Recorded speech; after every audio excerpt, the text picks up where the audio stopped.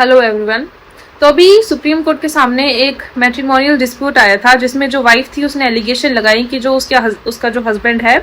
उसका extra marital affair है जिसके ग्राउंड पर वो डाइवोर्स चाह रही थी। तो इस केस में जब सुप्रीम कोर्ट के सामने कॉल रिकॉर्डिंग्स या फिर जो भी होटल रिकॉर्ड्स थे उनको जब पेश किया गया तो जो यहाँ पे स्पाउस था यानी जो एक्यूज था, जो दूसरा पर्सन था, उन्होंने बोला कि इससे उनकी राइट टू प्राइवेसी इन्वेड हो रही है और इस तरह के जो भी एविडेंसेस होते हैं जैसे कॉल रिकॉर्ड्स या फिर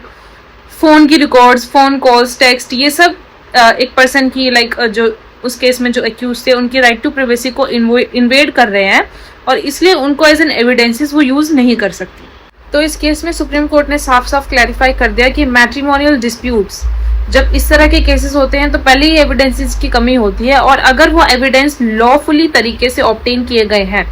तो court while deciding the case उन एविडेंसेस को पूरी तरह से देख सकता है, परख सकता है और उन्हीं एविडेंसेस के बेसिस पर वो